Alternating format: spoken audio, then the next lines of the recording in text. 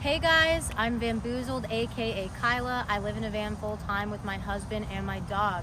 I want to show you guys my van build, but I want to give you some precursors. First things first, I did not do this build myself.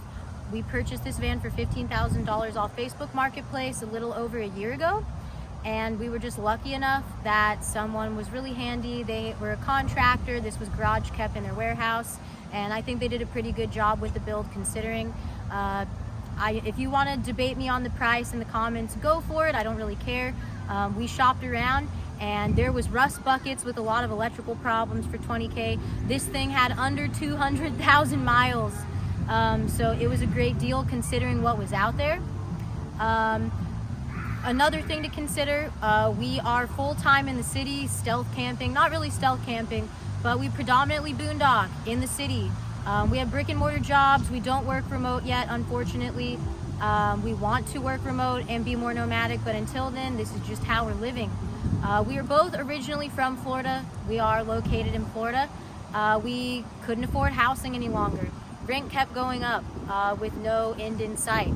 Houses are insanely expensive here, and if we could find something we could afford to be a huge fixer-upper, we do not have that much disposable income right now. So we would rather not be tied down or get bogged down into a rental or a mortgage. Not that I even think we would qualify, but I just like to keep it real. This is real van life, not luxury van life. No hate to anyone in a different tax bracket.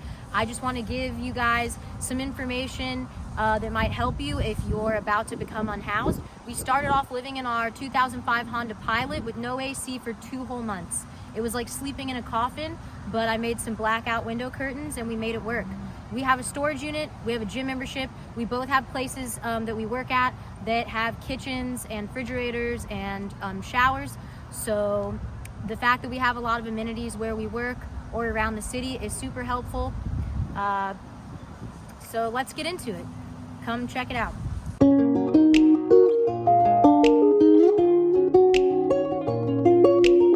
This is our 1999 Dodge Ram 3500. We purchased it off of Facebook Marketplace for $15,000. It had just barely a hair over 100,000 miles when we got it. It was garage kept.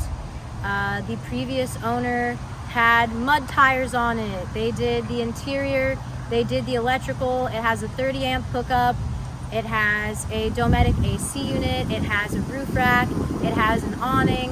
It has some little fishing rod holders, but we changed some things over time. If you guys want to click up here or up here, wherever, I'll link the original tour that I gave you and you can compare with what we did to it now. So let's open it up and check it out. Let's open it up.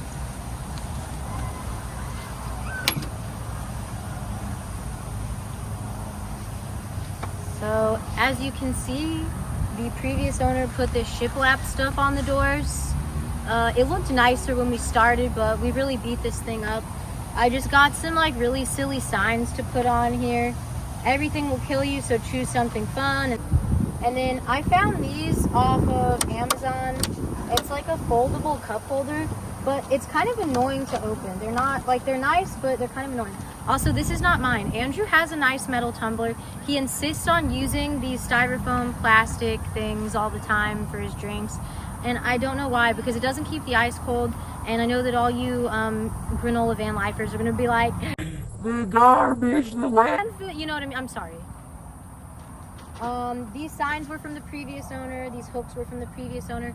I took them off and like moved them around or whatever. So now let's go look at the inside.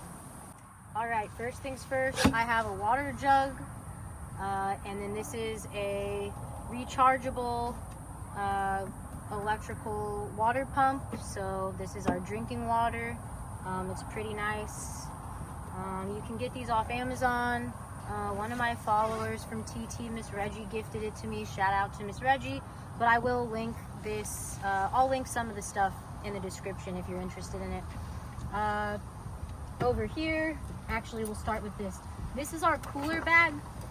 We actually used to have a red fridge in here, if you reference the other video. So because we're predominantly boondocking, we'll use an IQ 3500 Generac generator or shore power if and when we can find it. But we had a mini fridge in here. It took up way more room spatially and didn't even hold that much room inside of it because it was kind of like one of those like vintage novelty mini fridges, and we could only power it and keep it cool when we had the generator or shore power. So it would just get hot during the day. Nothing was safe in there anyways. So we just have a cooler bag that we'll put some drinks in or iced coffee. But predominantly during the week when we're working, we get salads or sandwiches or pasta salad from the Publix grab and go section, which is actually pretty affordable if you look at how expensive groceries are now. On the weekends, we have a big ice chest that we'll take out to the park and throw down and make some food. But yeah, that's what we do right now. Like I said, we live in the city. Obviously, if we were nomadic, we would set up solar and have a fridge that we could keep in here full time, but it's just not really necessary right now. So yeah, cooler bag. Now, what I'm sitting on top of, this is my toilet tub. I've also made a video about this in more detail. Inside of here is our Camco portable camping toilet. Now, I have some paper towels in here. I have a garbage bag in here where I put said paper towels. I have the little pods that you put in the toilet to make it smell not disgusting. There is like a little container where you can put clean water in here and like flush it. I only number 1 in this. If you're gonna get one of these, I don't recommend number 2ing in it because it's really hard to clean out and it'll stink to high heaven. I strongly recommend just number 1ing in this. I live in the city, so I can number 2 at work, at the gym, at a public restroom. If I'm really in a dire situation, I'll number 2 in a bag and tie it up and dispose of it. You can say that's disgusting all day long, but keep in mind, like, I do this for survival. I couldn't really afford housing anymore, so it's either this or the street, so I'm not complaining. Also, no matter how expensive your RV or rig is, everyone is basically number 2ing into a toilet that just has a giant 40-gallon vat of poo-poo, and then RVs get poo-poo pyramids, and you have to like get a hose and gloves and flush it out yourself. So like, it really, at the end of the day, there's no part of like RV or nomad life that has some fancy magical bathroom. So if that part of this is going to upset you, I would say just stay in your sticks and bricks house. Moving on, underneath the front bench seat, this is obviously not how it came. The previous owner put in this bench seat in the front. Sometimes it's nice, sometimes it's annoying because it's not adjustable. And in order to get to the dog house, we have to take this whole thing out, which is annoying. But I have some containers under here, dog stuff, first aid stuff, bug spray stuff, and then some like oil and mechanical stuff and some chargers and batteries. This is a camping chair, kind of one of our faves. It just folds up really small and it's easy to use. All right, this is a newer addition that I've been wanting for a long time, and my buddy Wes helped me and Andrew do this. So this is just a bookshelf thing from Target. It was $40, and I just put these little hooks on here with a tension rod and a curtain from Walmart to aesthetically cover it up but still be able to get to everything. This is another one of those rechargeable electric water pumps from Amazon. It was like 14 bucks. This one just looks more like a sink faucet, whatever. This is what are they, that like tapped copper. My tattoo artist actually gave this to me because for my birthday / Christmas I got this tattoo. Controversial, I know, for someone that can't afford housing to get a tattoo, because that one tattoo could have bought me a house somehow. I'm not sure the math on that, but that's what they tell me on TT all the time. But yeah, so my tattoo artist, I was telling him we live in the van and all this and showing him the build, and he's like, oh, I have the sink, do you want it? So I took that sink and put it in here. I used clear silicone caulk to seal it up. I used plumber's putty around the ring. I really suggest getting a little plug because this jug under here can get a little stinky. So over here is a food grade water jug. I believe it's 7 gallons. Fill that up. I had to get a custom, well, it's not custom, but I didn't use the tube that came with the faucet because it wasn't long enough. I got a tubing from the hardware store and put that down in there. It came through the other side, and then I'll show you how it works. Press the button, you got water. Turn it off. Now it goes down this tube into this jug. I got this from, oh sorry, I'm doing my accent. I got this from Walmart. It's just like it from the auto section, like an oil container thing. So this would be my gray water. And then when that gets full, I just dump it out in the front yard of all of the realtors around town, and they really like, I'm just kidding, I'm joking. It's not the realtor's fault that they're making money hand over fist right now. It's a great market for some people, a bad market for other people. But no, yeah, you don't just dump your gray water anywhere, guys. Do it right. And then I have some hand towels under here, clean towel for my face. I always use a towel to dry everything off. Cleaning supplies, some face stuff. But yeah, that's the sink build. I mean, you can do this as simple as you want or as complicated as you want. I still wanted something somewhat aesthetically pleasing. But if you have more questions about the sink build, comment down below, whatever. Let's move on to the bedroom, shall we? On the floor here, we got Gunner's dog bed. He really likes this. I got this dog bed from Ross. It's like a popple. Do you remember those 1980s stuffed animals? He looks like a popple when he gets in this little pita pit, this little burrito. This is his very nice Turkish style blanket. Gunner's very spoiled, but I love how this is like his little cove. He loves it. Yeah, he loves getting in here at night. Over here, I have the shoes near the front door. As I said, we have a storage unit, so everything that's in here isn't all of our stuff. We got rid of a lot of stuff, but because of my jobs, because I'm in the entertainment industry, I do like weddings and private events and corporate events. So I have a lot of my costumes and work equipment in storage, and some like nicer dresses and heels and stuff like that. Stuff that I don't use every day, but can't get rid of because I need it for work. Over here is our Bluetti that Brooke and Pippa gave to us. Definitely go give them a follow. This was an amazing gift. It's super awesome. So we don't have solar power. So when I'm not plugged into the generator or shore power, I can use that to charge stuff, which is super awesome. I also have a Holkman, which isn't as nice, but a step above most battery packs. You can actually jump your car with this. And then this is just some random junk. Even if you live in a van, there's gonna be that junk drawer. There's gonna be that one area. I don't care what anyone says.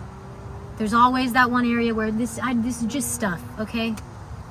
And then I have two of these guys. These are awesome. These can hang, recharge, whatever. They also have a light. So this is great for a little bit of extra airflow during the day when it is just brutally hot. And then as we come deeper into here, this is just sitting on plywood. There's a bed frame under here, storage under there. This is just memory foam. This came with a real mattress, but it was like really tall and just taking up too much room. So I got my really fuzzy mushroom blanket. Like I said, it's in Florida. Even when we use this AC, which is amazing, we don't sleep under the duvet. It's just too hot, so this is just extra cushion. So I have my blanket. And then Andrew has his blanket because we used to fight over the blanket and it was just annoying.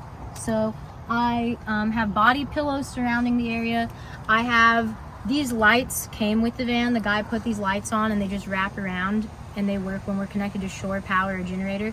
But I hung these curtains from Walmart all around just to give us more privacy because this window or this van is windows all the way around. But the guy also blacked these windows out. You cannot see in here, as you can tell from the previous footage. And then on my side, I have some clothing bins. This is all of my clothing, swimsuits, which I wear a lot, workout clothes, which I wear a lot. And then I have some jeans and cute tops if I want to look halfway human. We also have one of these things. I really recommend these little table things for the van because unfortunately we don't have like a kitchenette or kitchen table in here. So I work on this a lot, or we'll watch stuff on the iPad at night on here, whatever. But yeah, this is the AC unit. It is a Dometic Evolution, I believe.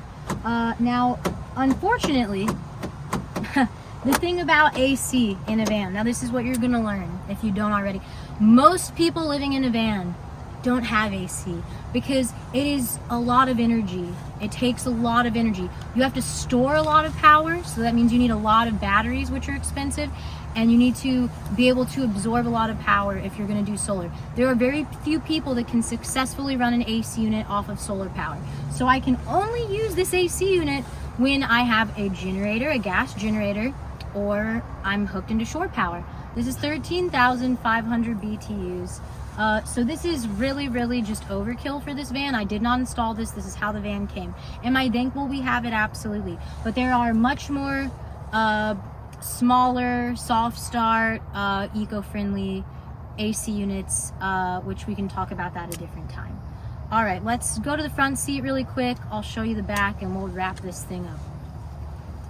All right, there's really not much to show for the front seat.